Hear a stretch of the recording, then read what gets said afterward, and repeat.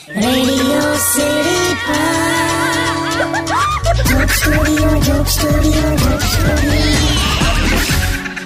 નમસ્કાર, હું કિશોર કાકા રેડિયો સિટી જોક સ્ટુડિયો પર અત્યારે લાઈવ બોલી રહ્યો છું. આ દિવાળી વેકેશનમાં જે હું ફરી આવ્યો ને એ વિશે વાત કરું છું. એ તો ખ્યાલ આવી ગયો. પછી ક્યાં ફરવા ગયેલા? પછી છે ને અમે ઇકો પોઈન્ટ પર ફરવા ગયા હતા. ઇકો પોઈન્ટ વાળું કાઢ નાખ આખું. કેમ મેં ઘોડા પર ઉલટી કરી એ તમે કીધું. મેં બોટ ગમે તેમ ચલાવી, રમફાટ ચલાવી એવું તમે બોલ્યા.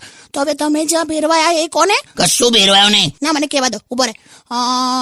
ઇકો પોઈન્ટ પર ગયેલા તો ઇકો પોઈન્ટ પર કેવું હોય? હા, મને ખબર છે કાકી. એટલે એમાં કેવું હોય કે તમે ત્યાં ઉભા તમારું નામ મોટેથી બોલો એટલે પેલા પહાડોમાં પડઘા પડે અને તમારું નામ તમને પાછું સંભળાય. હા, પણ છે ને આમાં થોડુંક જુદું હતું. એટલે જુદું એટલે કે હું ઉભા એટલું સમજાવવા દે મને. એટલે જુદું કેવું કે તમે આમાં નામ બોલો ને તો તમે જેને બહુ જ પ્રેમ કરતા હો ને એનું નામ આવે યાર. હમે એ કેવું?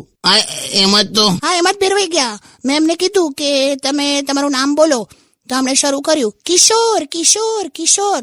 તો તને ખબર છે સામેથી શું આવ્યું?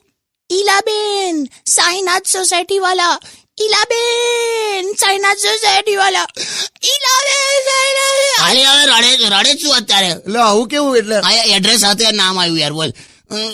પણ એટલે છે કોણ આ ઈલાબેન? મારી સગી નાની બેન છે. બોલ. હાલી હવે જેટલી વાર છે ને એમણે કિશોર કિશોર નામ કીધું ને તો દર વખતે છે ને મારી ફેમિલીની છોકરીઓ અને બહેનોના નામ નીકળ્યા. બોલ. એકે બેનનું નામ છોડ્યું નથી. બધાને આ ફરી વળેલો માણસ છે.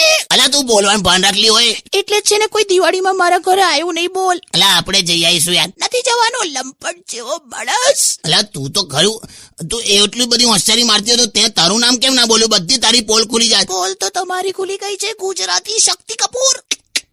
ભેરવાઈ ગયો આ વખતે ઇકો પોઈન્ટ. કોઈ સારું સોંગ વગાડો. Only on